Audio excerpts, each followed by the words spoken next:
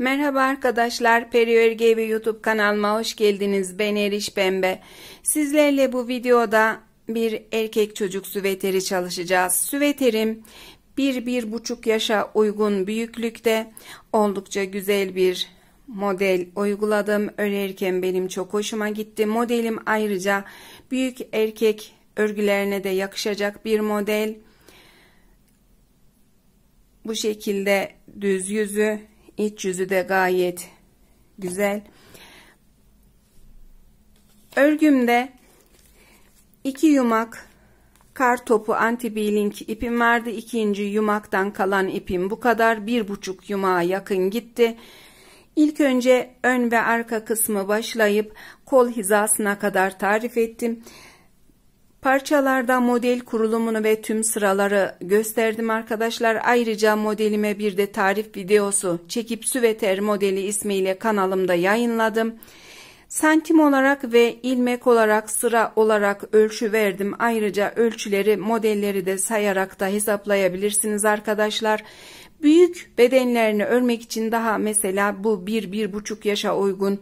Daha büyük başlamak istediğinizde benim ilmek sayıma 7 ilmek ilave ederek, çünkü 5 ilmek ve 2 ilmeğin katlarından oluşan bir model, bir büyüğüne 7 ilmek, daha büyüğüne 14 ilmek gibi 7'şer çoğaltarak daha büyük örgülerde yapabilirsiniz.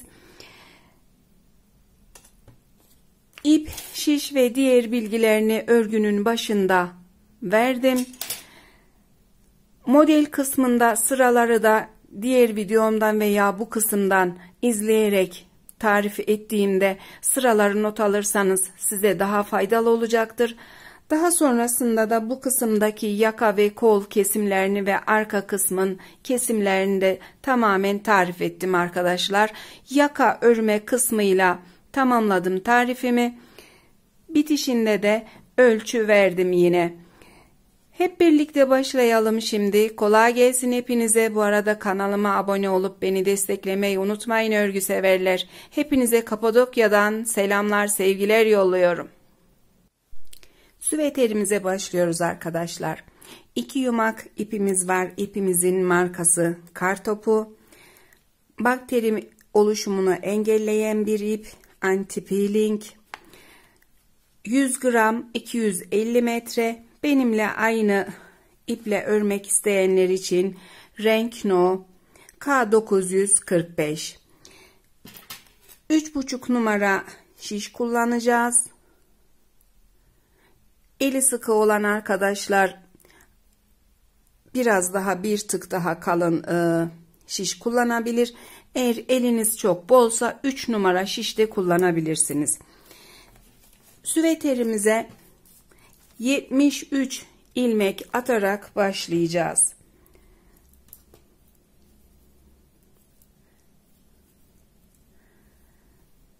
Birinci ilmeğimi atıyorum, sıkılaştırıyorum biraz. Daha sonra diğer ilmeklerimi atıyorum. İlmeklerimi tamamlayıp tarife devam edeceğim. 73 ilmeği tamamladım. Şimdi lastiğimizi örmeye başlayacağız. Sayıyla da gösteriyorum. 73 ilmeğim var şişimde. Çeviriyorum örgünün ters yüzünü. Lastiğimiz düz yüzde 2 düz 1 ters olarak yapacağız. Lastiğimizi ters yönden başlayacağımız için ilmeklerimizin ters ve düz oluşunu ters yüzde belirleyeceğiz. Kenar ilmeğimi örüyorum. Daha sonra 1 2 ilmek ters örüyorum. 2 ilmek ters ördükten sonra 1 ilmek düz örüyorum. Tekrar 2 ilmek ters örüyorum. 1 ilmek düz örüyorum. 2 ilmek ters örüyorum. Düz yüze 2 düz 1 ters, 2 düz 1 ters, 2 düz olarak bu şekilde olacak şekilde ilmeklerimizi örerek ilk sıramızı, lastiğimizin ilk sırasını yapıyoruz. Sıra sonuna kadar tamamlıyorum ilmeklerimi. 1 düz 2 ters. bu yönde düz yüzle tarif edeceğim arkadaşlar. Tamamladım ilk sıramı. Şimdi düz yüzdeyim. Kenar ilmeğini örüyorum yine. Düz yüzden de 1 2 düz, 1 ters ilmek örüyorum. 1 2 düz ilmek, 1 ters ilmek. 1 2 düz ilmek, 1 ters ilmek. Bu şekilde örerek lastik boyu olana kadar devam ediyorum arkadaşlar. Lastik sıralarını tamamlayıp daha sonra model kurulumuyla tarife devam edeceğim. Lastik kısmını tamamladım arkadaşlar. Santimle ölçü vereceğim. Lastiğimi ölçtüğüm zaman bu şekilde 4 santim lastik ördük. Sıralarını da son ilmekleri sayarak vermek istiyorum. Son ilmekleri saydığım zaman 1, 2, 3, 4, 5, 6, 7, 8 tane son ilmeğim var. 9. ilmeğim şişimde. Model uygulamaya başlayacağız. Şimdi kurulumu yapacağız. Tüm sırayı çekeceğim ilk sırada. Modelimiz bu şekilde süveterimize uygun bir model. 5 ilmek ve 2 ilmeğin katlarından oluşan bir model. Modeli hesapladığınız zaman bu kısımda bir tane kenar ilmeği, diğer sol yönde de bir kenar ilmeği ve modele ayrıca bu kısımda birer tane ters ilmek ekleyeceksiniz. Sağ ve sol yönde. 5 ve 2 ilmeğin katlarını hesapladıktan sonra 4 ilmek daha atacaksınız arkadaşlar. Şimdi başlıyoruz ilk sıraya. Kenar ilmeğimi aldım.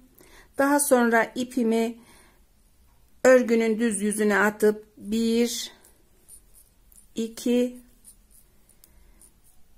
3 ilmek ters ördüm. Devamında 1 2 ilmek düz ördüm. Daha sonra tekrar ipimi örgünün düz yüzüne alıyorum. 1 2 3 4 5 ilmek ters daha örüyorum. Bu kısımda modelimizin sağ yöne kaydırma yaptığımız zaman 2 ilmeği modele dahil olacak. 1 ilmek bu kısımda kalacak.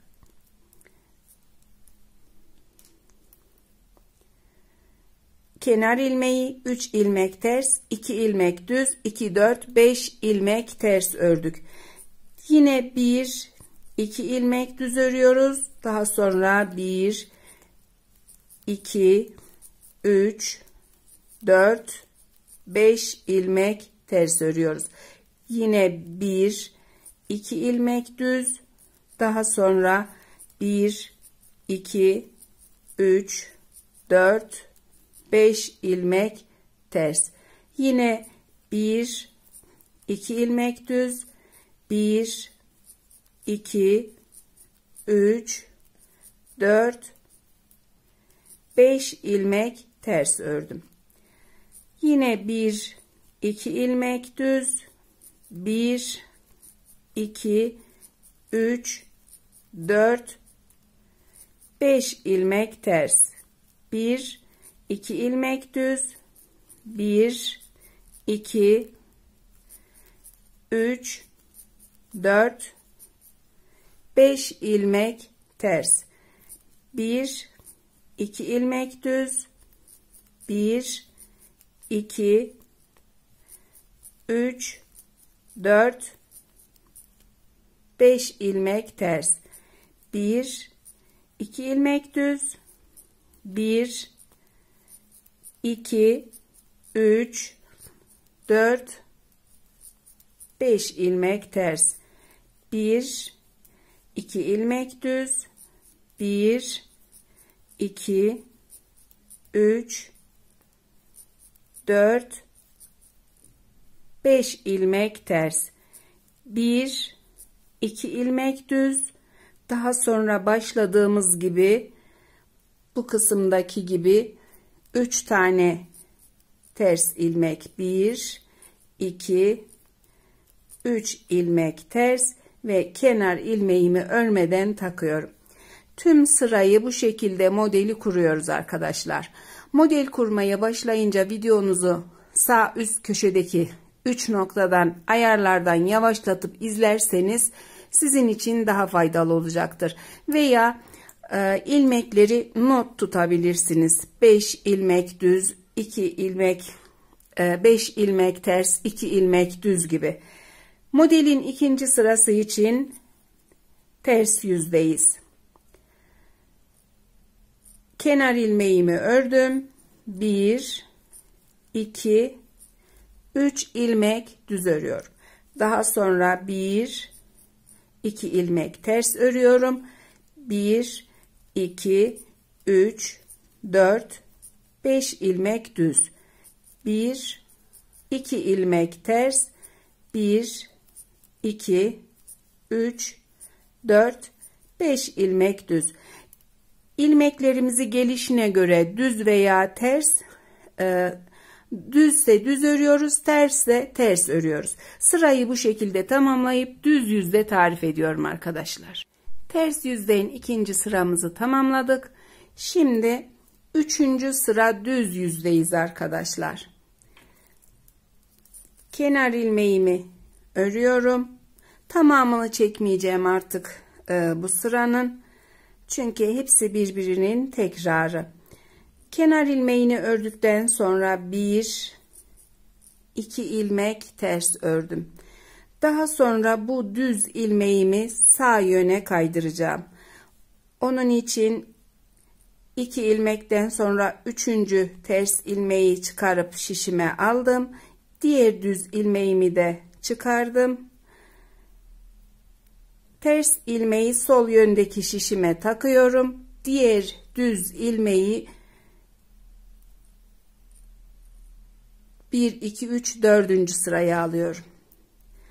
Düz ilmeği düz ördüm. Kaydırdığım ilmeği düz örüyorum. Daha sonra ikinci düz ilmeği sağ yöndeki şişime alıp karşı yönden bir ilmek daha sağa kaydıracağım. Düz örüyorum. Daha sonraki düz ilmeği sol yöndeki şişime alıp bu şekilde düz örüyorum. Kenar ilmeği, 2 ters ilmek, 4 tane düz ilmeğimiz oldu. 1 2 3 tane ters ilmek örüyorum. 3. sıra için yine 2 düzün yanındaki 1 ve bu sol yöndeki ters ilmeği 2 düz ilmeğimin ortasına bu kısma kaydırıp 4 düz olarak öreceğim arkadaşlar. İlmeğimi aldım, düz ilmeği de aldım. Bu şekilde sola kaydırdım ilmeği. Düz ilmeği de sağa kaydırdım. Düz örüyorum. Sola kaydırdığım ilmeği de düz örüyorum. Daha sonra ikinci düz ilmeğimi şişime alıp sol yönden bir ilmek yine bu iç kısma kaydırıyorum. Düzeltiyorum. Yine 4 tane düz ilmek.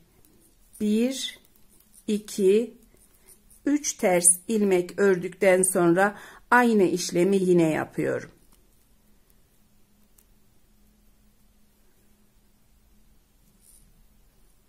Düz ilmeğimi örüyorum. Sola kaydırdığım ilmeği de düz örüyorum.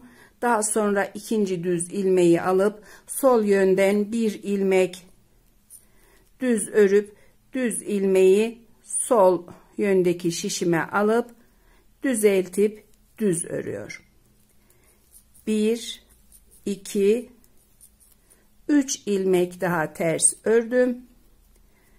Yine 2 düzümün yanındaki ilmekler 4 ilmek kaydıracağımız ilmek kaydırıyoruz.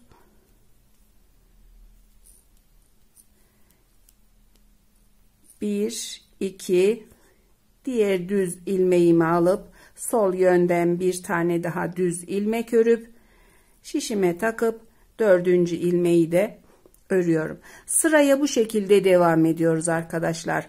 Sıramı tamamlayacağım. Ters yüzden de yine gelişine düzleri düz, tersleri ters örüp tarife devam edeceğim. Ters yüzde de bu ikinci sırayı göstermek istiyorum. Sıra sonundayım. Yine 4 düz ilmeğimi kaydırarak tamamladım. 1, 2 ters ilmek örüyorum. Kenar ilmeğimi örmeden takıp örgünün ters yüzüne dönüyorum. Az önce ikinci sıra derken ters yüzdeki ikinci sıra demek istedim arkadaşlar. Normalde bu sıramız 4. sıra modelde. Kenar ilmeğimi örüyorum. Daha sonra 1, 2 düz ilmek. Devamında 1, 2, 3, 4 tane ters ilmek örüyorum. 1, 2, 3 tane düz ilmek. 1, 2, 3, 4 tane ters ilmek. 1, 2, 3 düz ilmek. 1, 2, 3, 4 tane ters ilmek. Bu şekilde devam edip ters yüzden sıramızı tamamlıyoruz. 4 sıra örgüyü tamamladık arkadaşlar. 5. sıra düz yüzdeyiz. Kenar ilmeğimi örüyorum. Daha sonra ipimi öne atıp bir ilmek ters örüyorum. Kenar ilmeği ve bir ilmek ters var sağ yöndeki şişimde. Devamındaki ters ilmeği ve daha sonraki düz ilmeğimi yine sağ yöndeki şişime aldım. Düz ilmeği sağa kaydırıyorum. Ters ilmeği sola kaydırıp ikisini de düz örüyorum. Daha sonra 1, 2 ilmek düz örüyorum. Bu kısımdaki düz ilmeğimizi sağ yöndeki şişime alıp bir ilmek ters ilmekten örüp sağ yöne kaydırıyorum. Düz örüyorum. Düz ilmeğimi de yine düz ördüm. 2, 4, 6 tane düz ilmeğimiz oldu. Bir ilmek ters örüyorum. Yine aynı işlemi yapacağım. Ters ilmeği şişimden alıp diğer düz ilmeği de alıyorum. Ters ilmeği sola, düz ilmeği sağa kaydırıyorum. İkisini de düz örüyorum. Daha sonra 1, 2 ilmek düz örüp diğer düzümü de sol yöne doğru kayacak olan düz ilmeğimi de şişime alıp bir ters ilmek daha sağa kaydırıp düz ilmeğimi sol yöndeki şişe takıp düz örüyorum. 2, 4, 6 ilmek düz. Bir ters ilmek. Daha sonra yine aynı işlemi yapıyoruz. Sıkı olunca bazen zor değiştiriliyor yönleri. Değiştirdik. Sola aldığım ilmeği, sağa aldığım ilmeği düz ördüm. Diğer ilmeği de düz örüyorum. 1, 2 ilmek düz örüp 5. düz ilmeği çıkardım. Bir ilmek daha bu kısma sağa kaydırdım. İlmeğimi düz ördüm. Bir ilmek ters. Daha sonra yine aynı işlem.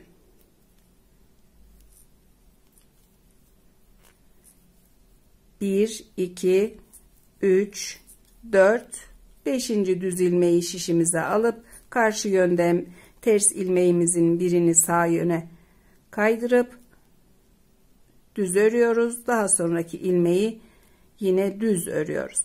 5. sıraya da bu şekilde devam ediyoruz arkadaşlar. Ters yüzden çekim yapmayacağım. İlmeklerimizi gelişine düz olanları düz, ters olanları ters örüyoruz ters yüzde. Modelimizde 6 sırayı tamamladık arkadaşlar. Şimdi 7. sıra için düz yüzdeyiz. Herhangi bir işlem yok 7. ve 8. sırada. Tüm ilmeklerimizi gelişine örüyoruz. Bir tane ters ilmek, kenar ilmeğinden sonra daha sonra 1, 2, 3, 4, 5, 6 ilmek düz. Tekrar bir ilmek ters, 1, 2, 3, 4, 5, 6 ilmek düz. Bir ilmek ters, 1, 2, 3, 4, 5, 6 ilmek düz.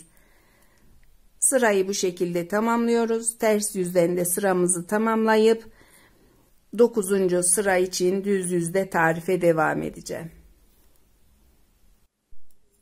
Tekrar düz yüzdeyiz arkadaşlar. Modelimizin ters yüzü de bu şekilde.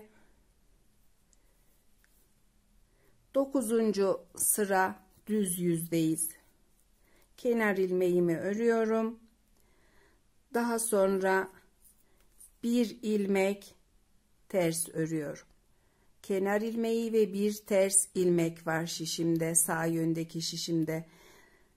3. ilmek olan düz ilmeği sağ yöndeki şişime aldım. İpimi ön kısma atıp bir tane düz ilmeği ters olarak ördüm. Düz ilmeği sol yöne kaydırıyorum. Ördüğüm ilmeği sağ yöne alıyorum. Daha sonra düz ilmeğimi düz örüyorum. 1, 2 ilmek düz ördükten sonra aynı şekilde bu kısma ilmekleri kaydırıp ters öreceğiz. 3. ilmeği ve 4. bu kısımda düz olan 3. ve 4. ilmeği şişime aldım. 2, 4, 6 ilmek var sağ yöndeki şişime. 7. ve 8. oluyor aslında. İkisini aldım şişime. Bu şekilde yönlerini değiştirdim. Düz ilmeği sağa kaydırıp düz örüyorum. Diğer ilmeği ipimi öne atıp ters örüyorum. Devamında bir ters ilmek daha örüp yine bu kısımdan bu ilmeğimi kaydırarak ters öreceğim. Düz ilmeği şişime aldım. Devamındaki ilmeği ters örüp sağ yöne kaydırdım. Bu kısımda 3 tane ters ilmeğim oldu. Değiştirdiğim ilmeği düz örüyorum. Devamında 1, 2 düz ilmek daha örüp diğer 2 düz ilmeği aynı şekilde çıkarıp yönlerini değiştirdim. Düz ilmeği sağa kaydırıp düz ördüm. Sol yöne kaydırdığım ilmeği ters örüyorum. Bir ilmek daha ters örüp aynı şekilde bu ilmeğimi de bu kısımdan kaydırıp ters öreceğim. Ters ördüm. Düz ilmeği sola kaydırıyorum ve düz örüyorum. 1, 2 düz ilmek örüp diğer 2 ilmeği bu şekilde yönlerini değiştirip sağ yöne kaydırdığım ilmeğimi düz, diğer ilmeği ters örüyorum. Sıraya bu şekilde devam ediyoruz arkadaşlar. Düz ilmeklerimiz azalırken bu kısımdaki ters ilmeklerimiz çoğalacak. Sırayı tamamlayıp ters yüzden de düzleri düz, tersleri ters ördükten sonra düz yüzde tarife devam edeceğim. Ters yüzden de sıramı tamamladım arkadaşlar. Modelimiz de kendini belli etmeye başladı. Yine düz yüzdeyiz. Yine kaydırma yapacağız.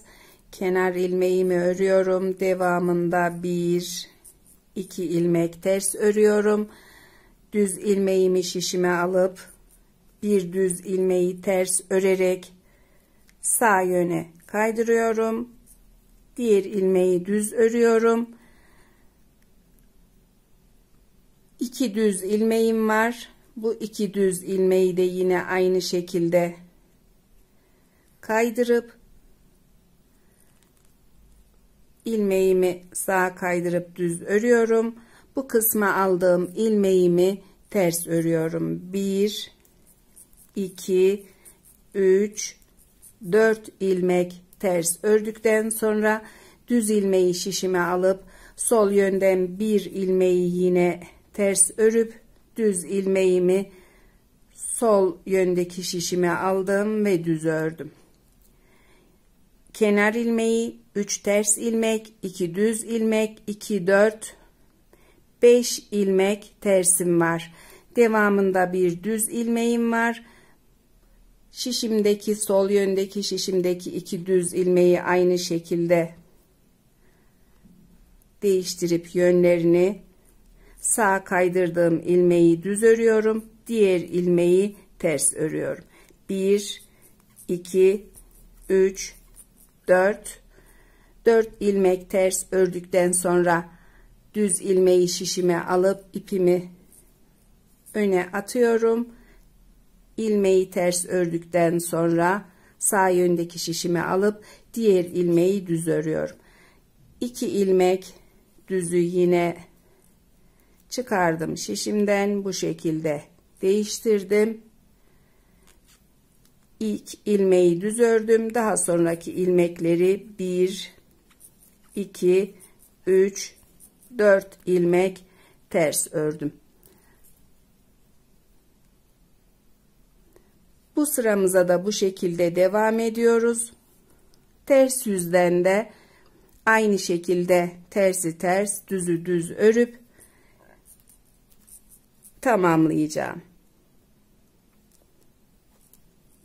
Ayrıca örgüm biraz kendini belli edince bir tarif videosu çekeceğim modelim için. Kanalımda süveterimden önce yayınlayacağım arkadaşlar. Düz yüzü ve ters sırayı tamamladım. Şimdi yine 2 sıra örgümüz var. İlmekleri gelişine göre öreceğiz bu 2 sırada. Kenar ilmeğimi örüyorum. Daha sonra 1 2 3 ilmek ters örüyorum. 1 2 ilmek düz örüyorum. 1 2 3 4 5 ilmek ters örüyorum. 1 2 ilmek düz örüyorum. 1 2 3 4 5 ilmek ters, 1 2 ilmek düz arkadaşlar. Modeli kurduğumuz ilk sıranın aynısı. Model kurulumunu tamamladık. İlk sıradaki gibi ilmeklerimizi bu şekilde devam ediyoruz. Ters yüzden de aynı şekilde tersi ters, düzü düz örüp daha sonra düz yüzdeki sırayı tarif ediyorum.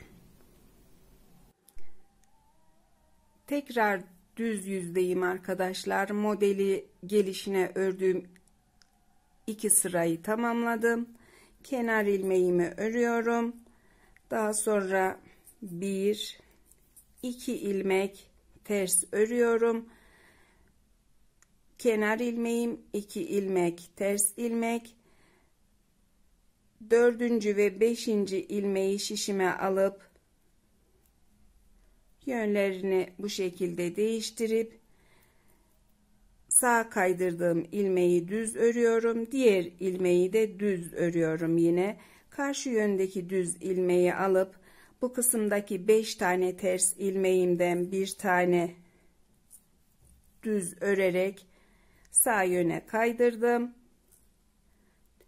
Diğer ilmeği de düz ördüm. Kenar ilmeği, 2 ters ilmek, 4 tane düz ilmek var. 1 2 3 tane ters ilmek ördükten sonra aynı şekilde ilmeklerimi değiştirip düz örüyorum. Bu düz ilmeğimi de alıp ters ilmeklerimden bir tane düz örerek sağa kaydırıp diğer ilmeğimi yine düz örüyorum. İlk sıraların aynısı arkadaşlar. Çekimin yeterli olduğunu düşünüyorum. Bu sıraları takip edip not alarak devam edip öreceksiniz. Model biraz çoğaldığı zaman yine bu şekilde göstereceğim. Devam edip sıralarımı aynı şekilde örüyorum. Modelimde biraz ilerledim arkadaşlar.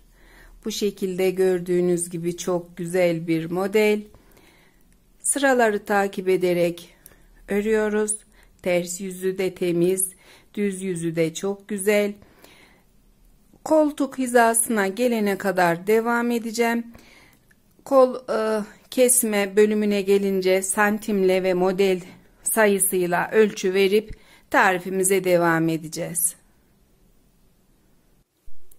Süveterimin parçasında yeterli beden uzunluğuna geldim arkadaşlar. Modelimiz de çok güzel ve çok uygun oldu küçük çocuk süveterine. Şimdi bu parçamızı şişimizde bırakacağız. Diğer parçamızı da örüp hazırladıktan sonra her ikisinin kesimlerini birlikte tarif edeceğim.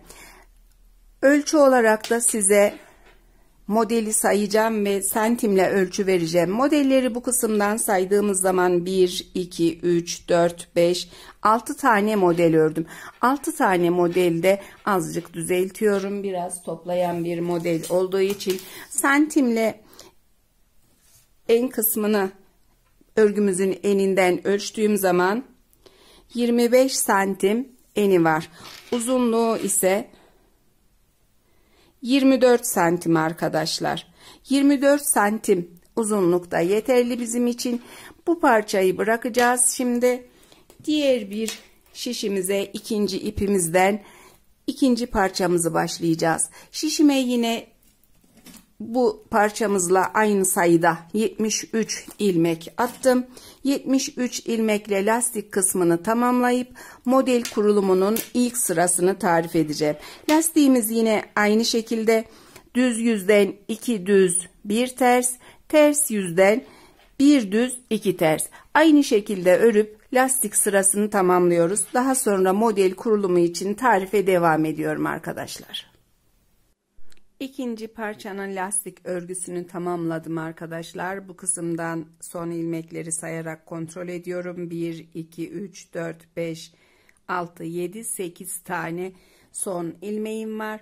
9. son ilmeğimle model kurulumunun ilk sırasındayız. Başlıyoruz şimdi model kurulumu için. İpimi ön kısma atıyorum. 1, 2, 3 ilmek ters ördüm. Kenar ilmeğim ve 3 ilmek ters. Devamında 1, 2 ilmek düz örüyorum. Daha sonra 1, 2, 3, 4, 5 ilmek ters örüyorum. Yine 1, 2 ilmek düz, 1, 2, 3, 4, 5 ilmek ters. Kenar ilmeğimiz 3 ilmek ters, 2 ilmek düz, 5 ilmek ters, 2 ilmek düz, 5 ilmek ters. Tekrar 1, 2 ilmek düz, 1, 2, 3, 4, 5 ilmek ters ördüm. 1, 2 ilmek düz örüyorum. 1, 2, 3, 4, 5 ilmek ters örüyorum. 1, 2 ilmek düz örüyorum. 1, 2, 3, 4, 5 ilmek ters örüyorum. 1, 2 ilmek düz, 1, 2, 3, 4, 5 ilmek ters, 1, 2 ilmek düz, 1, 2, 3, 4, 5 ilmek ters ördüm. 1, 2 ilmek düz ördüm. 1, 2, 3, 4, 5 ilmek ters ördüm yine. 1, 2 ilmek düz. 1, 2, 3, 4, 5 ilmek ters örüyorum. 1, 2 ilmek düz ördükten sonra şişimin sol yönünde kenar ilmeğim ve 3 tane ilmeğim var. 4 ilmek var toplamda. 1, 2, 3 tane ters ilmek örüp kenar ilmeğimi örmeden takıyorum. Örgümüzün diğer parçasında olduğu gibi yine 3 ters ilmekle bitirdik. Başlangıçta da 3 ters ilmek ve 2 düz ilmekle başlıyoruz. Örgünün bir büyüğünü başlamak isterseniz bu şekilde 2, 4, 5 tane ters ilmek, 2 düz ilmek eklediğinizde bir tık büyüğünü yaparsınız arkadaşlar. 73 ilmek yerine 80 ilmek başlayabilirsiniz her iki parçayı da. Şimdi devam edip aynı şekilde diğer parça kadar yüksekliğe, büyüklüğe gelene kadar ikinci parçamızı da örüyoruz. Süveterimizde ikinci parçayı da tamamladım arkadaşlar. Aynı model sayısını ördüm. Sayıyoruz modelleri. 1, 2, 3, 4, 5, 6 tane model yaptık. Örgüde son ördüğümüz sıra sağ ve sola kaydırma yapmadan düzleri düz, tersleri ters ördüğümüz sırayı düz yüzden örüp ters yüzden de tamamladım. Şimdi arka parçayı kaldırıyoruz. Ön parçada kol ve yaka oyuntusu yaparak süveterimize devam edeceğiz. İlmeklerimizi sayıp ayraçlarımızı takacağız. 73 ilmeğimiz var. 33 ilmek sayıp bir ayraç takıp sağ yan olarak ayarlayacağım. Devamında 7 ilmek de bant için sayacağım. Diğer yönde 33 ilmek olacak. Sayıyoruz ilmeklerimizi. 2, 4, 6, 8, 10, 12, 14, 16, 18, 20, 22, 24, 26, 28, 30, 32, 33 ilmek var sağ yönde. Devamında 2, 4, 6, 7 ilmeğimiz var bant için. Banttan sonra sol yön için 2, 4, 6, 8, 10, 12, 14, 16, 18, 20, 22, 24, 26, 28, 30, 32, 33 ilmek.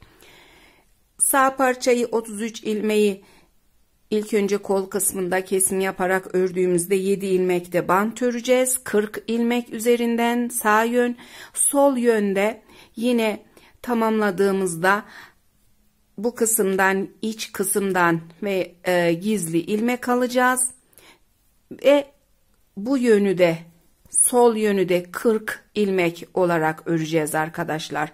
Örgünün ortasında 7 ilmeği 33, 7, 33 olarak 3 parçaya böldüm. Bu şekilde devam edeceğiz. Son sırada kenar ilmeğimi de ördüm. Başlıyoruz şimdi kol oyuntusu için. Şişimize 7 ilmek atacağız. Bu ilmekleri biraz sıkı atıyoruz arkadaşlar. Birinci ilmeğim, 2, 3, 4, 5, 6 ve 7. Şişe göre sıkı sıkı 7 ilmek attım. Döndürüyorum örgünün düz yüzünü ve bu 7 ilmeğimi haraşo öreceğim. 6 ilmeği örüp 7. ilmekle örgünün beden kısmından 1 ilmek keseceğiz. Dönüşler yaparak 5 ilmek keseceğiz. Daha sonra örerek kesim yapacağız kalan ilmeklerimizi. İlk etapta 5 ilmek yeterli. Kenar ilmeğimi ördükten sonra ipimi yerleştiriyorum, sıkılaştırıyorum şişime. Sıkı attığımız için biraz örmesi zor olacak ama ilk sıra için bu kısımda biraz sıkı örmeyi seviyorum ben.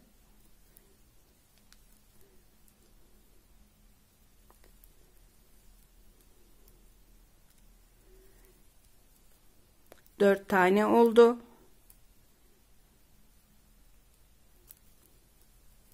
Beş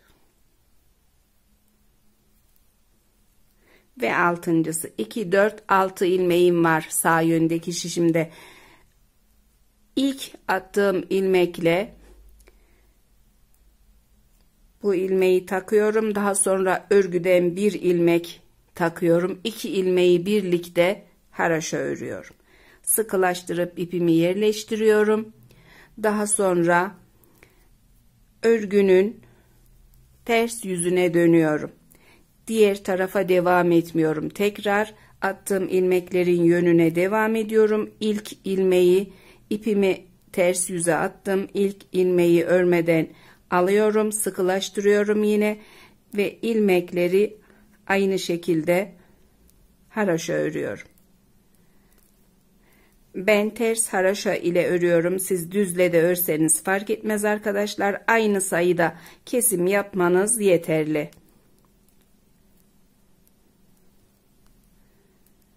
Kenar ilmeğimi örmeden taktım. Tekrar örgünün düz yüzüne döndüm. İpimi öne atıyorum. Kenar ilmeğimi örüp ipimi gördüğünüz gibi ilmeğimi sıkılaştırıyorum. İlk 1-2 ilmeği sıkı örüyorum arkadaşlar. Daha sonra diğer ilmekleri o kadar da sıkı yapmıyorum. 2, 4, 6 ilmek olunca 7. ilmekle yine örgüden bir ilmek daha alıyorum. İkisini birlikte haroşa örüyorum. Yerleştiriyorum. Dönüyorum tekrar örgünün ters yüzüne. İlmeklerimi haroşa örüyorum.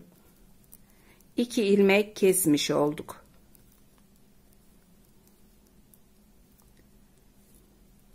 Çevirdim tekrar düz yüzü. İpimi öne atıyorum. Yine kenar ilmeğimi ördükten sonra ipimi çekiştirip sıkılaştırıyorum.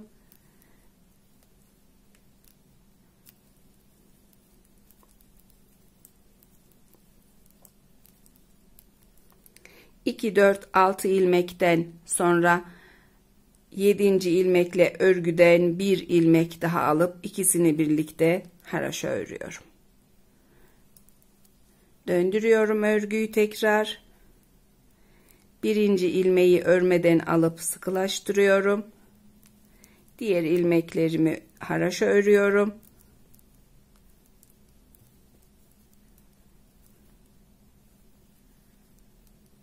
Son ilmeği örmeden taktım.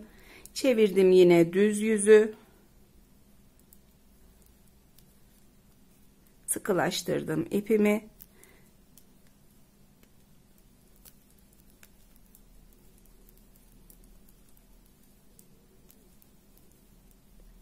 İki, 4, 6 ilmek olunca bir ilmek daha örgüden taktım. İkisini birlikte haroşa ördüm. Örgünün ters yüzüne dönüyorum. İlk ilmeği örmeden alıp diğerlerini haroşa örüyorum.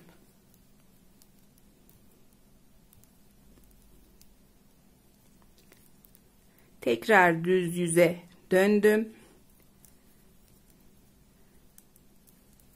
Kenar ilmeğimi ördüm.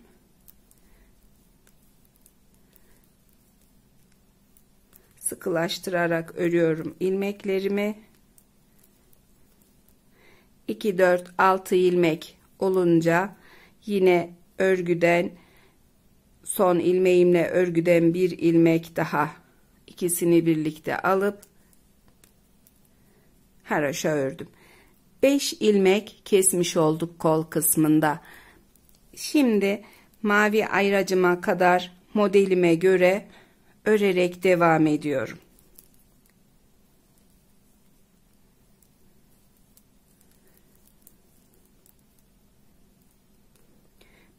Bu kısımdaki kaydırmamı yine yapacağım. Birinci ilmeğimi aldım. İkinci bir tane düz ilmek ördüm. Devamında 3 ters ilmek. Bu kısma kadar örüp devam ediyorum. Mavi ayracıma yaklaştım arkadaşlar. Bir ilmeğim var mavi ayraçtan önce ve iki ayracımın ortasında 2 4 6 7 ilmeğim var. Bu 7 ilmekle yaka bandı oluşturacağız. İlmeğimi alıp ayracımı çıkarıyorum. Aldığım ilmekle diğer düz ilmeği bu şekilde yer değiştirip düzeltiyorum. 2 4 6 7 ilmek, bir de bu kısma attığım ilmeğim var. Düzelttiğim bu iki ilmeği ikisini birden şişime alıp haraşa örüyorum. Yaka kısmında ilk kesmemi yaptım. Kalan ilmekleri de haraşa örüyorum.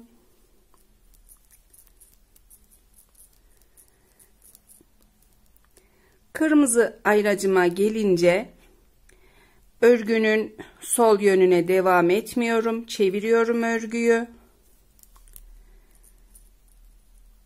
Birinci ilmeği örmeden aldım ve diğer ilmekleri yine haraşa örüyorum.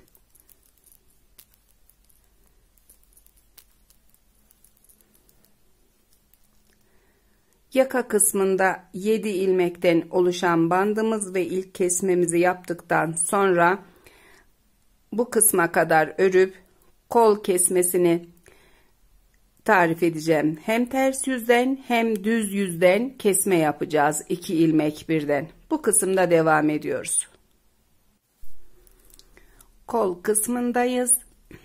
Sol yöndeki şişimde 2 4 6 8 ilmeğim var.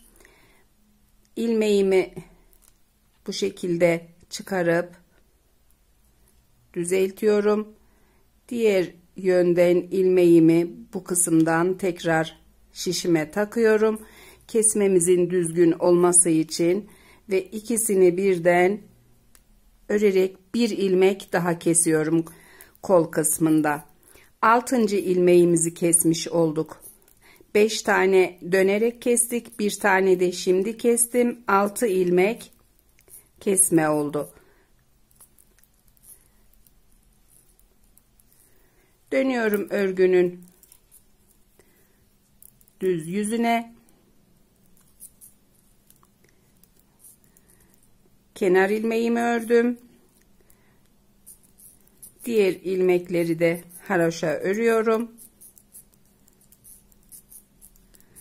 2 4 6 ilmek olunca 7. bant ilmeğimle ve örgüden bir ilmeği daha bu şekilde şişime alıyorum. İkisini birlikte yine örüyorum.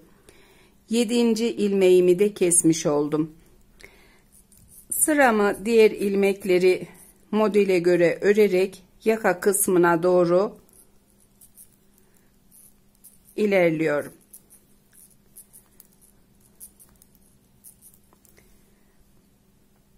Sekiz ilmek kalana kadar ilmekleri örüp bu kısımdaki kesmeyi tarif edeceğim.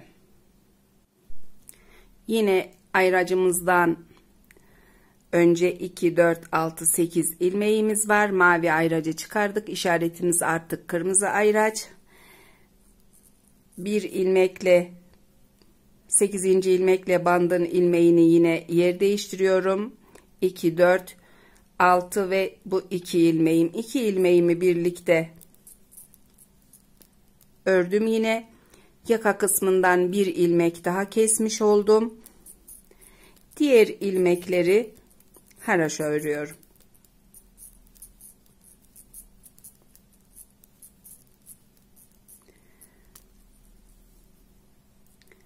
Dönüyoruz tekrar örgünün ters yüzüne. Ters yüzden sıramı tamamlayıp yine kol kısmında 8 ilmek kalana kadar örüyorum. Tekrar kol kısmındayım. 2 4 6 8 ilmeğim var.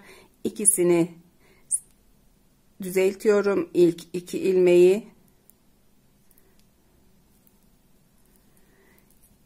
düzelttiğim ilmekleri birlikte örerek tekrar kesiyorum. Diğer ilmekleri örüyorum. 8. ilmeğimizi kestik arkadaşlar.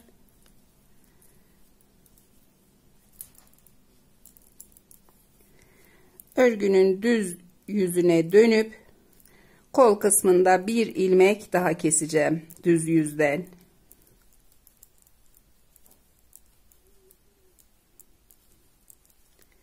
İki, 4, 6 ilmeği ördükten sonra örgünün sol yöndeki şişimden 2 ilmeği birlikte alıyorum ve ikisini birlikte ördüm. 2 ilmek daha keseceğiz. Ama bu 2 ilmeği ters yüzden kesme yapmadan düz yüzlerde keseceğiz. Modelimizi sırasına göre örüyorum. Yaka kısmına doğru. Yaka kısmında 2 tane ilmek kestik düz yüzlerde. Bu sırada kesim yapmayacağım arkadaşlar. Düz yüzden öreceğim. Ters yüzden de örüp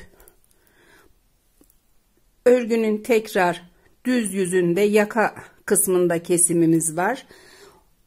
Düz yüzü ve ters yüzü tamamlayıp bu kısımda tarife devam edeceğim.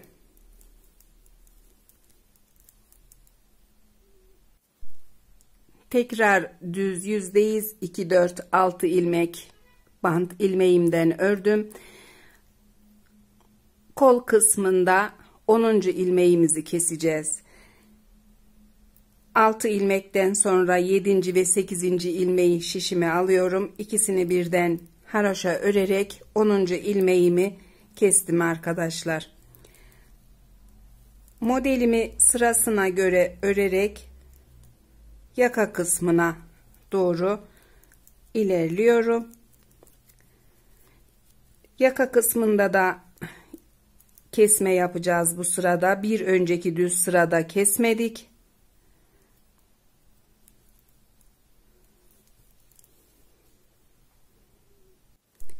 Yaka kısmındayız. 2 4 6 8 ilmek var. Bir ilmeği bu şekilde düzeltiyorum. Bant ilmeğini öne atıp ikisini birden haroşa örüyorum. Diğer ilmeklerimi de örüyorum.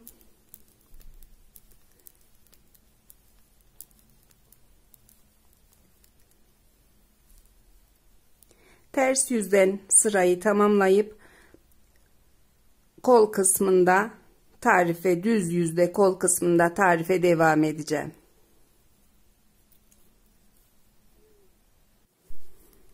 Tekrar düz yüzdeyiz arkadaşlar.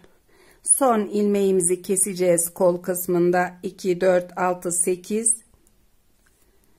2 4 6 8 9 çizgi haroşamız var. 6 ilmeği ördükten sonra 7. ve 8.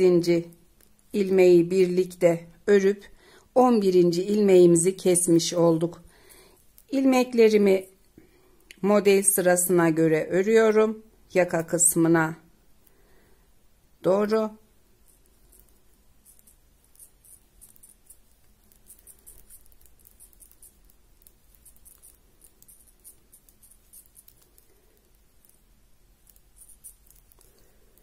Kesmek istemiyorum. Az bir ilmeğimiz var.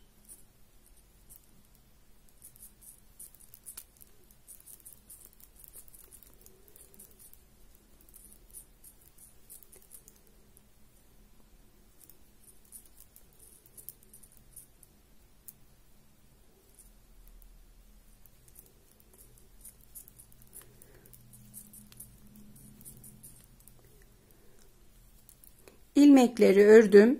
Sol yönde 2 4 7 ilmek bandımı bıraktım. Yaka kısmında kesmeye devam edeceğiz. Ama her düz yüzde değil de düz yüzün bir sırasında kesme yapmayacağız. Diğer sırasında kesme yapacağız. Yani 3 sıra örüp 4. sırada kesmemizi yapacağız. Bu sırada kesme olmadığı için ilmeklerimi 7 ilmeği gelişine haroşa örüyorum. Sırayı tamamlıyorum. Şişimizde 2, 4, 6, 8, 10, 12, 14, 16, 18, 20, 22, 24, 26, 28, 30, 33 ilmeğimiz var. Şişimizde 23 ilmek kalana kadar yaka kısmından 4 sırada bir kesim yapacağız. Devam edip kesimlerimi tamamlayıp daha sonra tarife devam edeceğim arkadaşlar. Yaka ve kol kesimini tamamladım arkadaşlar. Bu şekilde bir kesim yaptık kol ve yaka için. Şişimizde 2, 4, 6, 8, 10, 12, 14, 16, 18, 20, 22, 23 ilmeğimiz var. Santim olarak da yüksekliğini, enini ölçtüğümde omuz kısmının genişliği 8 santim. Bu kısımdan ölçtüğümde yüksekliği 13 santim ve 11 santim. Model olarak da saydığımızda bu kısımdan baktığımızda iç kısmı ters olan modellerimizden 1, 2, 3, 4 tane ördük. Yükseklik vermek istiyorum ama sadece bu bant kısmında yükseklik vereceğim örgüme. Küçük bir yelek olduğu için bir kez yapacağım. Eğer büyük bir yelek olsaydı 2 veya 3'te dönerek yükseklik verirdik. Bant ilmeklerini örüyorum. Ters yüzden 2, 4, 6, 7 tane ilmeği ördükten sonra bir ilmek daha ördüm. 8 ilmekten sonra 9. ilmeği örmeden şişime alıyorum. İpimi bu aradan geçirdim. Örgünün düz yüzüne döndüm. Bir ilmek düzü ve diğer bant ilmeklerini örüyorum.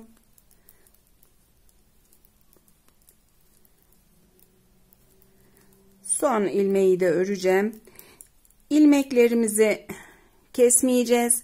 Tığla birleştirme yapacağımız için ilmeklerimizi ilmek tutucuya alıp bekleteceğiz.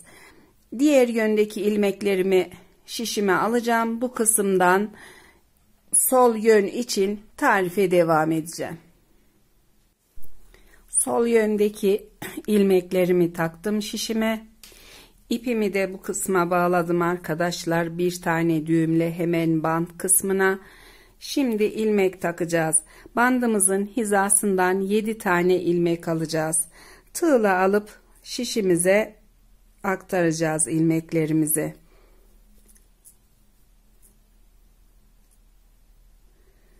Birinci ilmeğimi takıyorum. İpimi yerleştiriyorum. Daha sonra bu kısımdan ikinci ilmeğimi taktım. Birebir 7 ilmeğin hizasından 7 ilmek takacağız. 3 4 5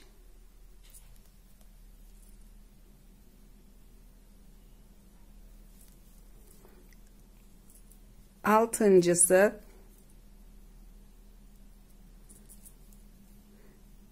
ve yedincisi. Bu şekilde ilmeklerimizi taktık. Dönüyoruz örgünün düz yüzüne. İlmeklerimi örüyorum. Sıkılaştırıyorum, yerleştiriyorum ipimi biraz. 6 ilmeği öreceğim. 7. ile yaka kısmından ilk ilk ilmek kesmeyi yapacağım. 2 4 6 ilmek ördüm. 7. ilmekle örgü kısmından bir tane ilmek takıp ikisini birlikte ördüm ve ilk kesmemi yaptım. Diğer yöne doğru ilmeklerimi örüyorum.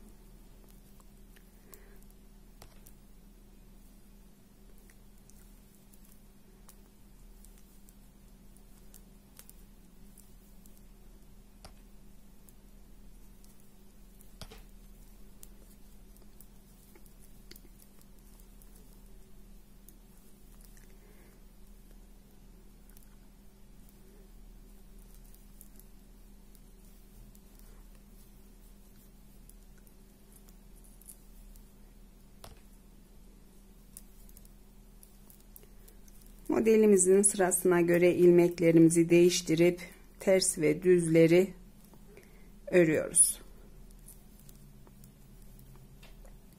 Düz sıramız, sıradaki ilmeğimiz,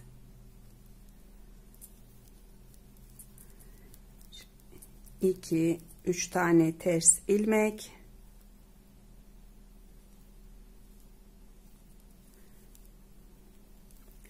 bir düz ilmek, yine bir tane değiştirerek ördüğüm ilmeğim ve son 2 ilmeğim ters. Kenar ilmeğini de ördüm. Yine şişimizde aynı sayıda ilmeğimiz var. 40 ilmekti, bir tanesini bu kısımda eksilttik. 39 ilmeğimiz var. Kol kesimi için şişimize yine ilmek atacağız. 1 2 3 4 5 6 ve 7 ilmek attım. Sıkı sıkı attım yine bu ilk sıra ilmeğimi. Süveterin ters yüzünü döndürüyorum. İlk kenar ilmeğini örüp ipi bu şekilde çekerek yerleştiriyorum. Diğer ilmekleri yine zor öreceğiz. Sıkı sıkı attığımız için.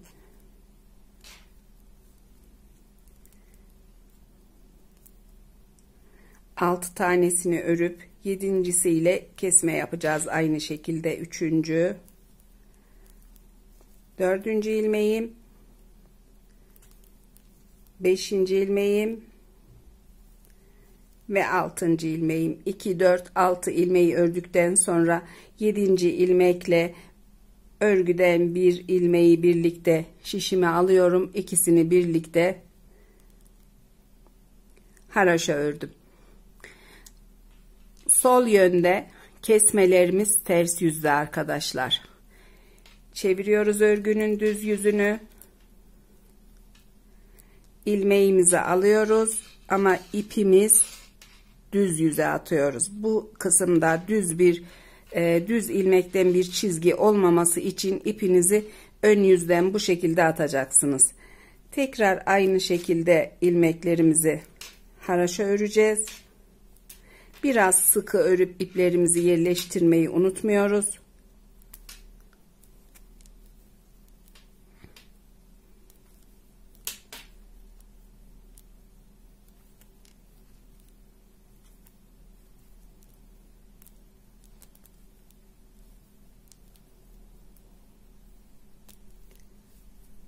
İkinci sırayı örüp tekrar döndüm ters yüze.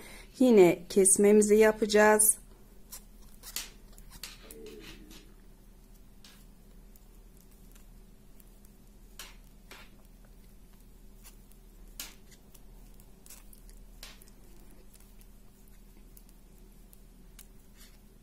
İki 4 6 ilmeği ördükten sonra 7. ilmekle örgüden bir ilmek daha alıp ikisini birlikte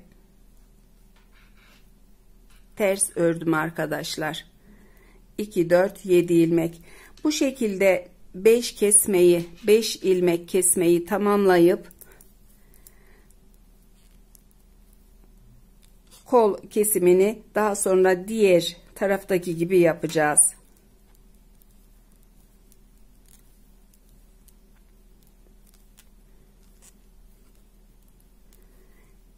5 ilmek kesip tarife devam ediyorum. 2 tanesini kestim. 3 ilmek daha keseceğim aynı şekilde. 5. kesmeyi yapacağım arkadaşlar. 2 4 6 ilmeği ördüm. 7. ilmeğimle örgümden bir ilmeği alarak 5. ilmeği de kestim. Ters yüzden ilmeklerimizi bu şekilde örüyoruz. Düzü düz, tersi ters. Biraz hızlı öreceğim. Yaka kesimine kadar.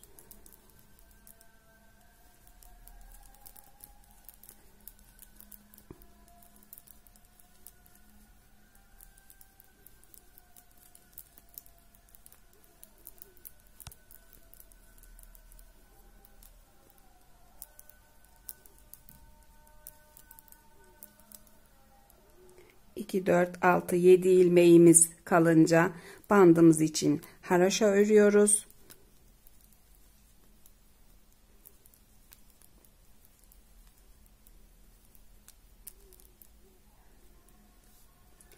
Düz yüze dönüyorum. Sağ yönle aynı şekilde kesmelerimizi yapacağız. Bandın 6 ilmeğini örüyorum.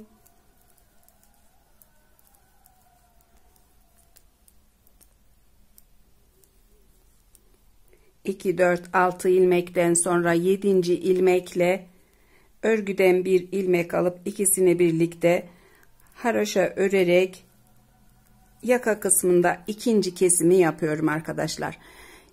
2 kesimi yaptıktan sonra diğer düz yüzde kesim yapmayacağız. Düz yüzde kesim yapmayıp tekrar gidiş geliş yaparak 3 kere olunca 4. sırada kesim yapacağız. Bu kısımda ise aynı şekilde sağ yönle aynı şekilde 11 ilmek keseceğiz. Hem düz yüzde hem ters yüzde keseceksiniz. Daha sonraki sırada da düz yüzde ve ters yüzde kesip tamamlayacaksınız 9 ilmeğe. Kalan 2 ilmeği de 11 ilmeğin 2 ilmeğini de düz yüzlerde keseceksiniz. Birinci kısımdan not alıp sol yönü de aynı şekilde kesim yaparsanız sizin için daha kolay olacaktır. Çekim çok uzadığı için bu kısımda bu kadarlık çektim. Aynı çünkü kesim. Sol yön bu kısmında sıralarını tamamlayıp tarife devam ediyoruz. Süveterimizde kesimlerimizi tamamladık arkadaşlar. Diğer yönde de aynı sayı ve sırada model ördüm. 1 2 3 4 tane. Bu kısımda da 1 2 3 4 tane ters modeli. Bu kısımda ters, içi ters olan modeli saydığımızda ilmekte yine 2 4 6 8 10 12 14 16 18 20 22 23 tane. Bant kısmında yine sadece bu kısımda bir tane dönüş yapıp yükseklik verdim. Diğer yön gibi ön parçayı tamamladık. İlmeklerimiz şişimizde kalacak. Şimdi arka parçanın kesimini yapacağız.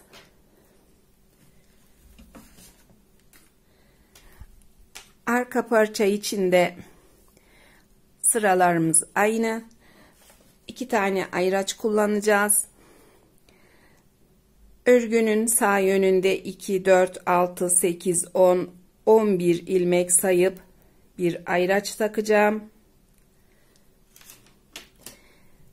Sol yöne de 2 4 6 8 10 11 ilmek sayıp bir ayraç takıyorum. Ön parçada yaptığımız gibi ilmeklerimizi atacağız.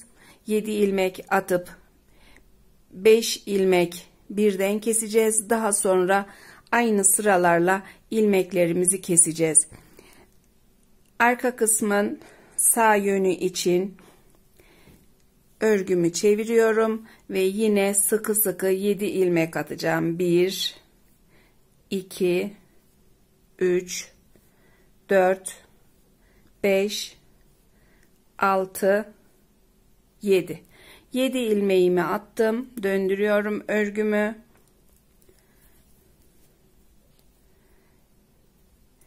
Birinci ilmeğimi örüyorum.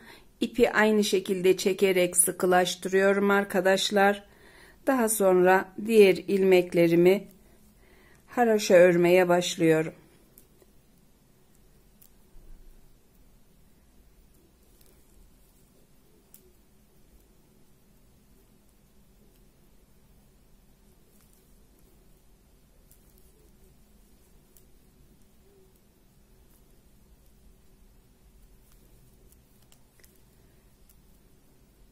Altı ilmeği öreceğim. 2 4 6 ilmeği ördüm. 7. ilmekle örgüden bir ilmeği birlikte şişime alıyorum. İkisini birlikte örüp ilk kesmemi yapıyorum. Birinci kesmem. Dönüyorum örgünün diğer yüzüne. İlk ilmeği alıyorum. İpim örgünün ters yüzünde. Çekiştiriyorum, yine ilmeğimi yerleştiriyorum. Örgümüzü sıkı örüyoruz bu kısımda.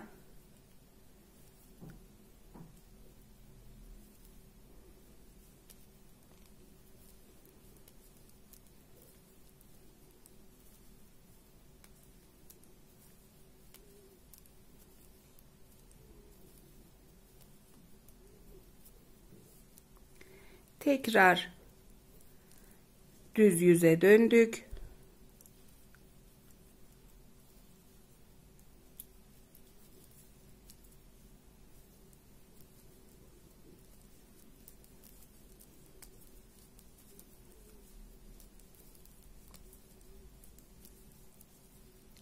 İki dört altı ilmek örüyorum. 7. ilmekle örgüden yine bir tane ilmek alıp ikisini birlikte haroşa örüyorum. Dönüyoruz tekrar.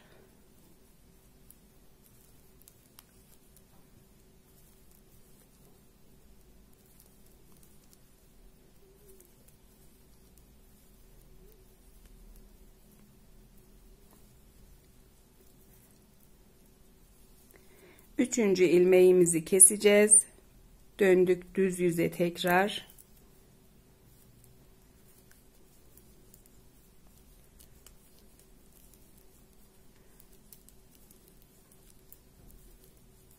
Altı ilmeği ördüm. 7. ilmeğimle örgüden bir ilmek daha alıp 3. ilmeğimi kestim. Çeviriyorum örgüyü.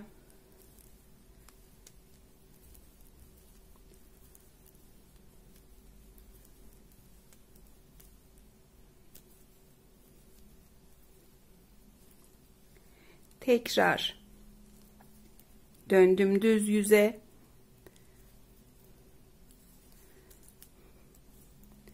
Dördüncü ilmeğimi keseceğim.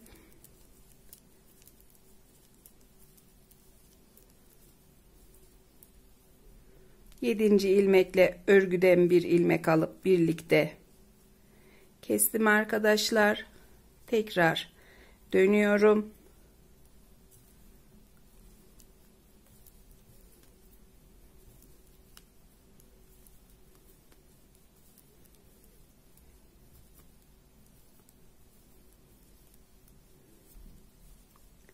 Çevirdim tekrar düz yüzü. Bu kısımları, videonun bu kısımlarını ayarlardan yavaşlatıp izleyebilirsiniz.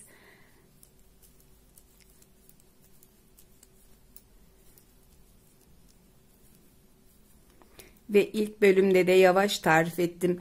Ön kısmın sağ tarafında 2 4 6 ilmeği ördüm. Yine 7. ilmeğimle örgümden bir ilmeği birlikte alıyorum. 5. kesmemi yaptım. Bu şekilde tamamladım arkadaşlar. Şimdi diğer yüze, sol tarafa, örgümün sol tarafına doğru ilmeklerimi modele göre öreceğim.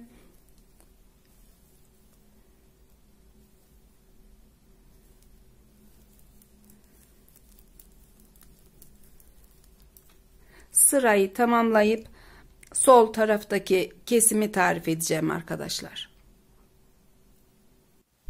Tamamladım sırayı arkadaşlar. 2, 4, 6, 8, 10, 11 ilmeğimiz var. Sol yönde de 11 ilmeğin 5 tanesini hemen keseceğiz. 6'sını dönüşler yaparak keseceğiz.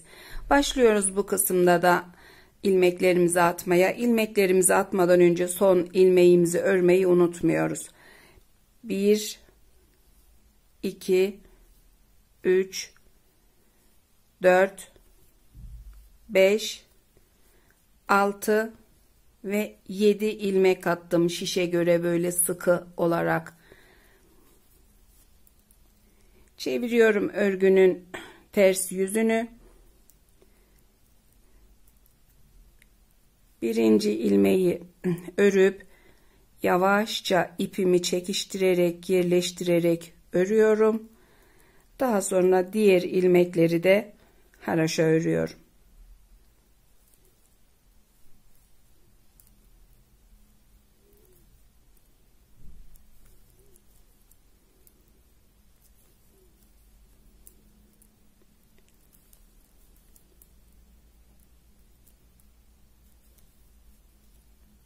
İki, 4, 6 ilmeği ördüm. 6 ilmekten sonra 7. ilmekle birlikte beden kısmından bir tane ilmek alıp ikisini birlikte ters yüzde keserek ördüm. Örgüyü düz yüzü çevirdim. İpimi atıyorum örgünün ön yüzüne. Birinci ilmeği örmeden alıyorum. Daha sonraki ilmekleri haraşa örüyorum.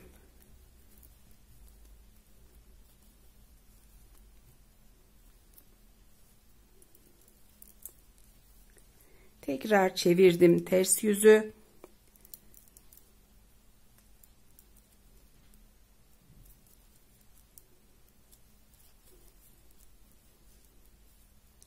Yerleştiriyoruz iyice son ilmeğimizi.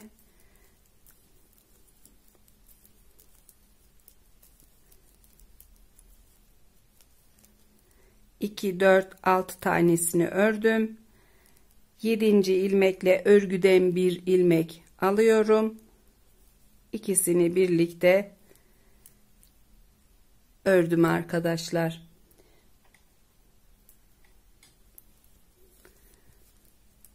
Tekrar çeviriyorum. İpim örgünün düz yüzünde attım bu şekilde.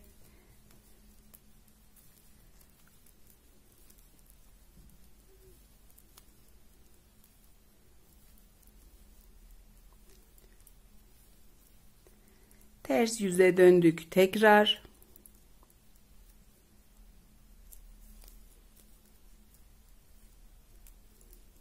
Üçüncü kesmemizi yapacağız.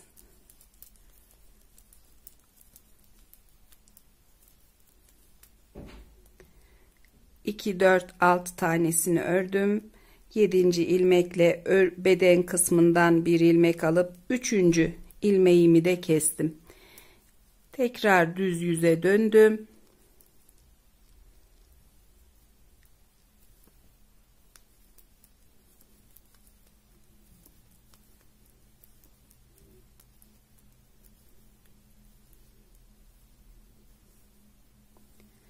Dördüncü kesmemizi yapacağız şimdi.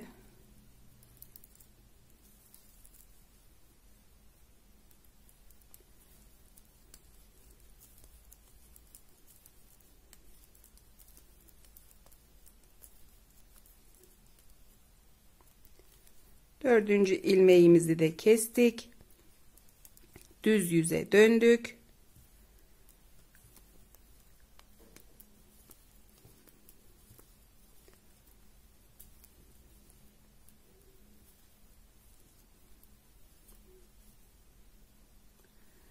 Tekrar çeviriyorum. Örgünün ters yüzünü ipimi attım. Örgünün ters yüzüne kenar ilmeğimi örüyorum. Çekiştirip sıkılaştırıyorum yine.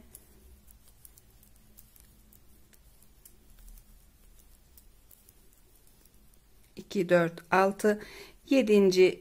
bant ilmeğimle beden kısmından bir ilmek daha alıp ikisini birlikte örüp 5 kesmeyi tamamladım arkadaşlar. Ayracımdan önce 2, 4, 6 ilmeğim var. İlmeklerimizi örgüde örerek keseceğiz artık her iki yüzde de. Bu kısımdan ters yüzden ilmeklerimi örüyorum. Kırmızı ayracın olduğu bölümde kesmeyi tarif edeceğim. Bu kısma kadar devam ediyorum. Ayracıma kadar ördüm.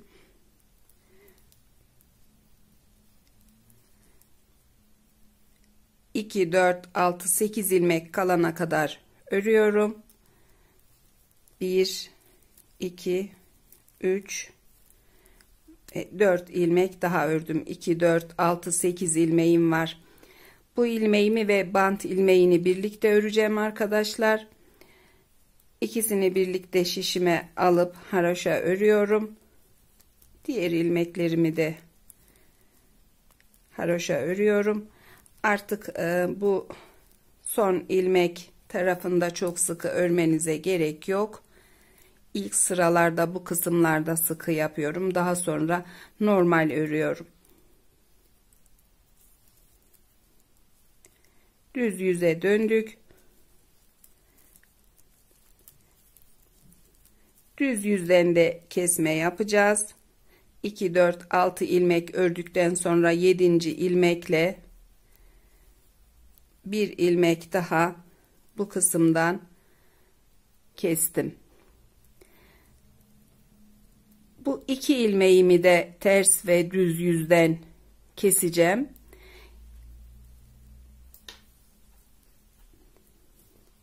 Süveterin bu kısımda tamamen sıralarını tarif ettim kesmenin. Bu kısımdaki kesmenin aynısını arka kısma da uygulayacağız arkadaşlar. Devam edip kesmelerimi tamamlıyorum. Orada tarif ettiğim için tekrar bu kısımda tarif etmeyeceğim. Tamamlayıp daha sonra kalan ilmek sayısını söyleyeceğim. Süveterimizin arka kısmında da kesmeleri tamamladım arkadaşlar. 73 ilmeğimiz vardı. 7'şer ilmek ekledik. Tekrar 11 ilmek sağ yönden, 11 ilmek sol yönden kesim yaptık ve kalan ilmeklerimizi sayıyoruz şimdi. 2, 4, 6, 8, 10, 12, 14, 16, 18, 20, 22, 24, 26, 28, 30, 32, 34, 36, 38, 40, 42, 44, 46, 48, 50, 52, 54, 56, 58, 60, 62, 64, 65 ilmeğimiz var. 65 ilmekle örmeye devam edeceğiz. Başka kesme yapmayacağız. Kesmelerinizi modellerden de takip edebilirsiniz. Sağ yönde bir model ve ikinci modelin orta kısmındaki 2 ilmeğim var. Bu ilmeğe kadar kesim yapmışım. 2 ilmekten önce 2, 4, 6, 7 ilmek bandım var sağ yön. Ve sol yönde aynı şekilde 2, 4, 6, 7 ilmek. Daha sonra ikinci modelin 2 ilmeği. Bu şekilde iki yönü de takip edebilirsiniz. Şimdi hiçbir işlem yapmadan yaka oyuntusu mesafesine kadar öreceğim arkadaşlar. 65 ilmekle devam edip sıralarımızı tamamlıyoruz.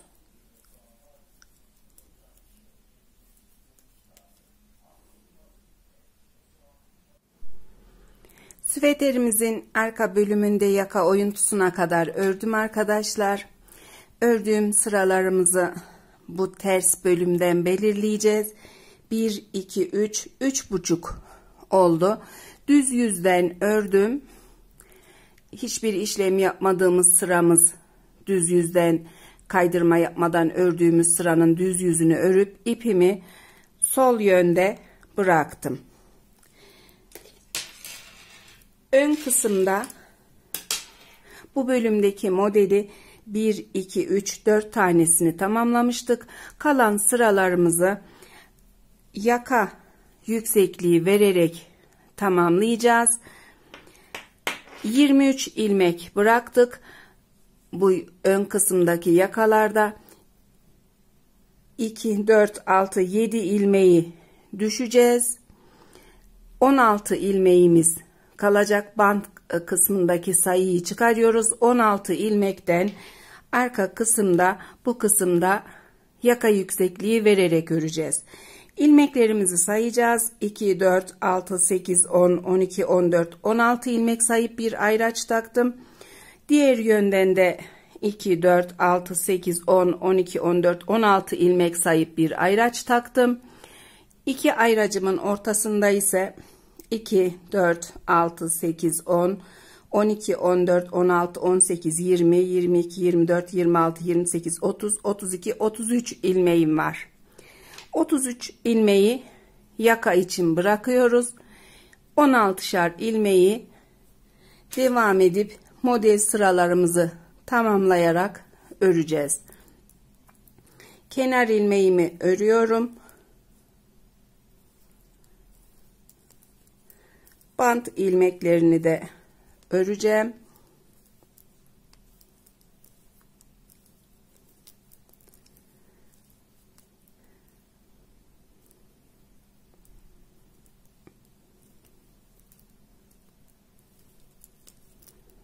İki, 4, 7 ilmek ters yüzdeyiz. Diğer ilmekleri de düzü düz, tersi ters örerek 16 ilmeği örüyorum. Ayracıma gelince bu kısımdan devam etmiyorum. Örgünün düz yüzünü çeviriyorum. Ayracımı aldım. Bu şekilde ipimi de dolayacağım. İlmek takarken kolay olsun diye doladım ipimi de. İlmeklerimi sırasına göre, modelimin sırasına göre örerek eksik sırayı tamamlayacağım arkadaşlar.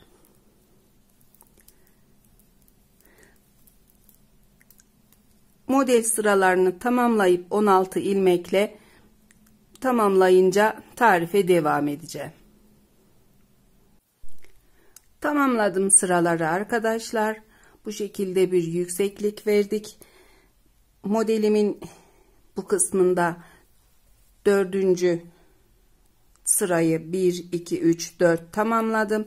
Yükseklik vermek için de düz yüzden bandıma kadar ilmeklerimi modele göre öreceğim.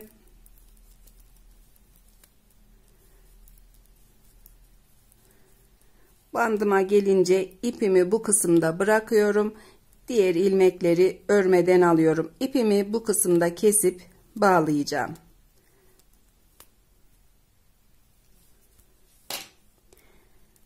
İki, 4, 6, 8, 10, 12, 14, 16 ilmek. Diğer yönü örmek için bu kısımda ipimi bağlayarak devam edeceğim. Orta kısımdaki ilmekler kalacak arkadaşlar. Kesme de yapmayacaksınız. Birebir ilmeklerden yaka örmeyi tarif edeceğim. İlmeklerimi ilmek tutucuya aldım. Düz yüzü çevireyim. Düz yüzde sağ yönü öreceğiz arkadaşlar. 2, 4, 6, 8, 10, 12, 14, 16 ilmek var şişimde. Çeviriyorum ters yüzü. Bir tığ yardımıyla ipimi bağlayacağım bu kısma. Hemen bu ilmeğin yanına bağlıyorum.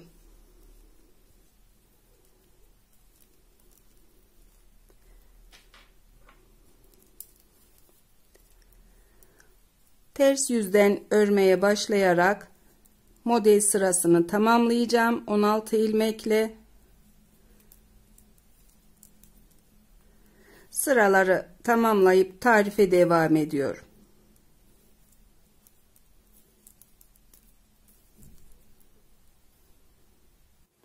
Süveterimde sağ yönü de tamamladım arkadaşlar sıralarımı.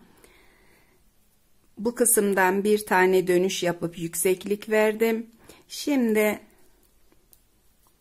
İpimiz bu kısımda. Şişimde 16 ilmek var. Ön parçayı bu şekilde düzeltiyoruz. Örgünün düz yüzleri birbirine denk gelecek şekilde şişlerimizi ayarlıyoruz. Ters yüzü ve iç yüzler bu şekilde. Bu kısımdaki ilmekten de ön kısımdaki ilmekten 7 ilmeği 2 4 6 7 ilmeği bir tane ipe taktım. Pembe şişimde de aynı şekilde 16 ilmeğim var. İpimizle tığla omuz kısmını birleştireceğiz. Şişlerim biraz gürültü yapıyor. Görüntü için birbirine zıt olup daha net olsun diye bu şekilde zeminle örgüyü ayarladım arkadaşlar, ama birazcık şişlerin sesi oldu bu kez de. Şimdi başlıyoruz. İlmeklerimizi omuz kısmına birleştirmeye. Yeşil turkuaz şişimin olduğu bölümden bir tane ilmek taktım. Bir tane de fuşya ilmeğimden ilmek aldım. İkisini birlikte bu şekilde ilmek kaydırdım ikisinden. Bir zincir çekiyorum bu kısma, sıkılıyorum. Daha sonra diğer ilmeklerimi karşılıklı aynı şekilde alarak birleştireceğim. Birazcık ilk ilmekler olduğu için taktım tığıma, diğer yönden de aldım. İkisi birlikte tığımda.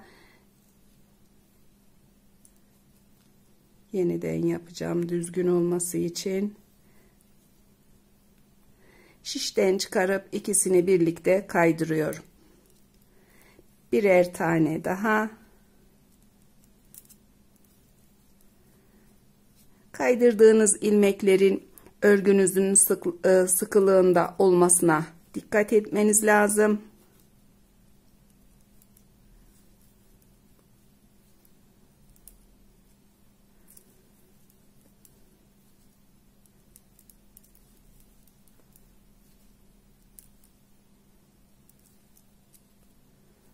Tamamını aynı şekilde yapacağım.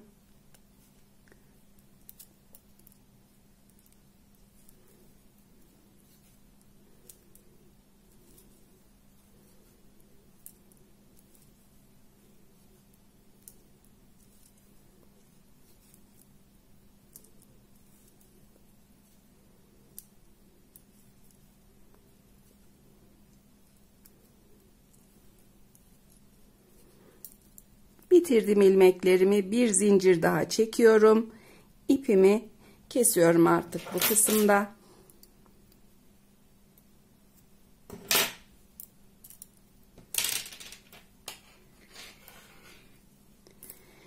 Şimdi şişime alacağım bu ilmeklerimi. Yaka kısmındaki ilmekleri de şişime alacağım. 7 ilmek yakadan devam ederek bu şekilde yaka örerek ayracımızın olduğu bölüme kadar yaka öreceğiz. Şişlerimi hazırlayıp tarif ediyorum. İlmeklerimi şişime alıp hazırladım arkadaşlar. Arka kısmın sol omuz ilmekleri 16 ilmek, orta kısımda ayracımdan sonra yaka öreceğimiz ilmek ve birleştirdiğimiz omuz kısmında ön parçanın bant ilmekleri şişimde. Şimdi bu 7 ilmekle bant örmeye, yaka örmeye başlayacağız. İlk önce bu kısımdan ilmek alarak örgüye de tutturarak öreceğiz bandımızı. Daha sonra ilmeklerimize, şişteki ilmeklerimizi alarak yapacağız.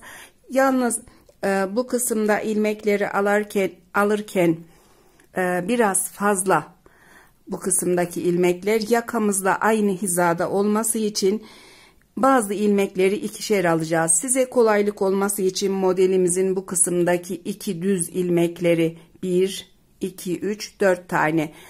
Bu ilmekleri ikişer alacağız. 4 ilmek eksilmiş olacak böylece. Ters ilmekleri birebir alacağız. Düz ilmekleri ikisini bir alarak yakamızın daha düzgün olmasını sağlayacağız. Başlıyoruz şimdi. Kenar ilmeğimi örüyorum. Bir ilmek kalana kadar bant ilmeklerimi öreceğim. 2, 4, 6 ilmeği ördüm. 7. ilmeği fuşya şişime aldım. Hemen örgümü omuz kısmına birleştirdiğim kısımdan, bu kısımdan bir tane ilmek takacağım. Taktım ilmeğimi. Diğer şişime attım taktığım ilmeği. Turkuaz şişime, örmediğim ilmeği de turkuaz şişe alıp ipimi öne atıp ikisini birlikte haraşa ördüm. İlmek alıp bu şekilde örgümü birleştirmiş oldum. Düz yüzden ters yüze dönüyorum. İlk ördüğüm ilmeği alıp ipimi biraz çekip yerleştiriyorum. İlmeklerimi ters yönden haraşa örüyorum.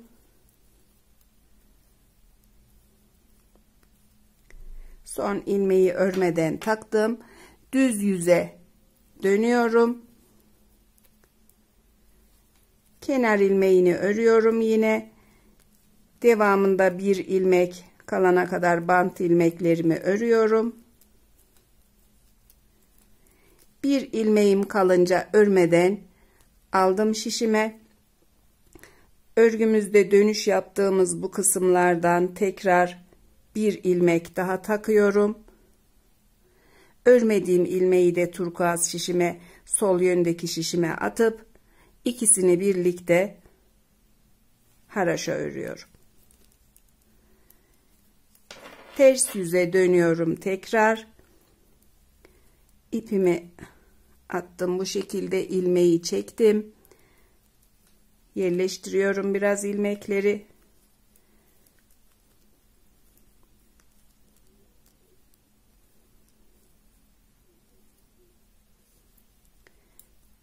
Düz yüze döndük tekrar. Aynı şekilde bir ilmek kalana kadar örüyoruz.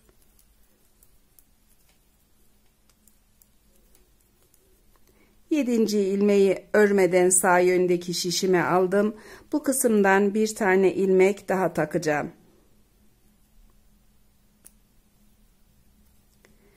Bir ilmek daha taktım. Şişime attım. Diğer ilmeği de atıyorum. Şimdi bant ilmeğinin son ilmeği, taktığım ilmek ve şişimden bir ilmeği, üçünü birlikte alacağım arkadaşlar.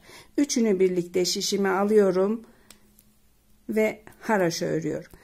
Bu kısımda örgümüzün düzgün olması için bu şekilde yaptık. Dönüyoruz tekrar ters yüze. Yine çekiyorum biraz ilmeğimi.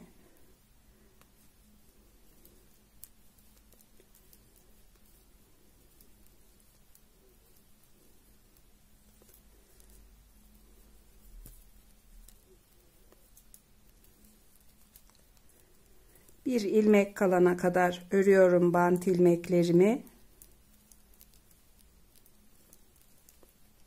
2, 4, 6 ilmeği ördüm. 7. şişimde 7. ilmeğimle yaka kısmından bir ilmeği, ikisini birlikte şişime alıyorum. İkisini birlikte haroşa örüyorum.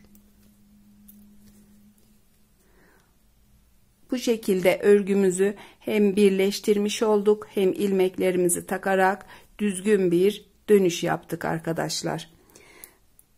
3 ters ilmeği aynı şekilde keseceğim. 2 düz ilmekte üçünü birlikte örmeyi tarif edeceğim arkadaşlar. Sıraları tamamlayıp devam ediyorum.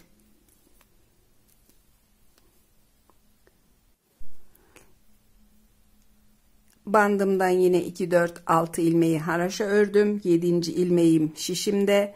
İpimi örgünün ön yüzüne atıyorum. 7. ilmekle örgüden bu kısımdaki 2 düz ilmeğimizin olduğu 2 ilmeği de şişime alıyorum.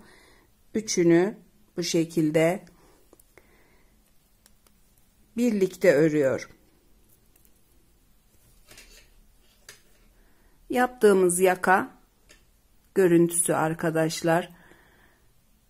Birer birer ilmekleri, ters ilmekleri 5 tanesini birer birer alacaksınız. 2 düz ilmeğe geldiğinizde bu kısımda tarif ettiğim gibi üçünü birlikte alacaksınız. Devam edip ayracıma kadar ilmeklerime aynı işlemi uyguluyorum. Yaka kısmında ilerledim arkadaşlar. Ayracımdan önce bir ilmeğim kaldı. Bu bir ilmekle bu kısımdan ve ilmek takıp üçünü birlikte öreceğimiz bölümdeyiz.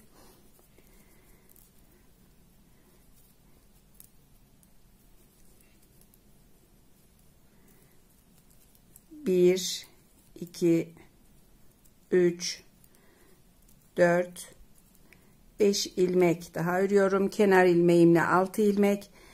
Sonuncu ilmeği örmeden alıyorum. Bu kısımdaki ilmeğimi de alıyorum. Ayracı çıkarıyorum. Sol yöndeki yaka yüksekliği bölümündeyiz. Bu kısımdan bir tane ilmek takıyorum. Turkuaz şişime attım. Örgüdeki yaka kısmındaki son ilmeği de attım. Bant ilmeğini de taktım. 3 ilmek birlikte ipimi örgünün düz yüzüne atıp üçünü birlikte ilmeğimin haraşa örerek bu kısımdan yine birleştirmeyi yaptım. Daha sonra 2 ilmek daha takacağım. Bu ikisini aynı şekilde yapacağım.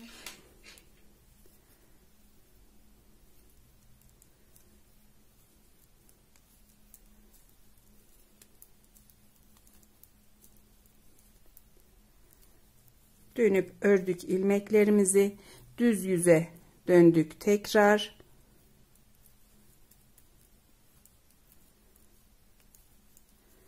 Bir ilmek kalana kadar örüyorum.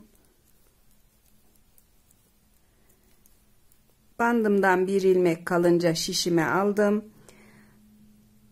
Sol yönden bu kısımdan dönüş yaptığım ilmeğimi alıp şişime taktım. Diğer ilmeği de takıp ikisini birlikte haroşa ördüm. Çeviriyorum örgünün ters yüzünü.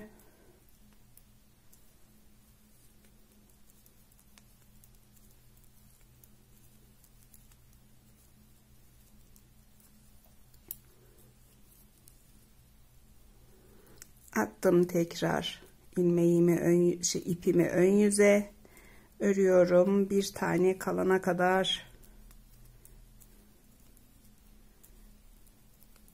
Bir ilmek kalınca örmeden yine şişime aldım. Bu kısımdan yine ipi doladığımız ilmekten ilmeğimizi takacağız. Bir alt sıradan takacağım. Diğer ilmeği de attım şişime, ikisini birlikte haroşa ördüm.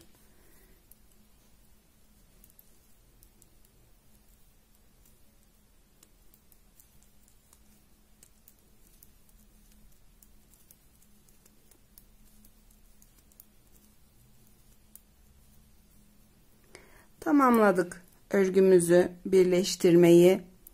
Bu şekilde yakamıza, diğer yöndeki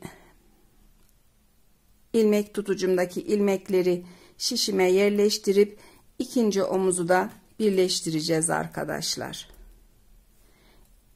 İlmeğimi yerleştirip devam ediyorum. Taktım ilmeklerimi, kontrol ediyoruz. Örgünün ters yüzü, düz yüzü iç kısımda ve bu kısımdaki 23 ilmeğimizi tığımızla birleştireceğiz.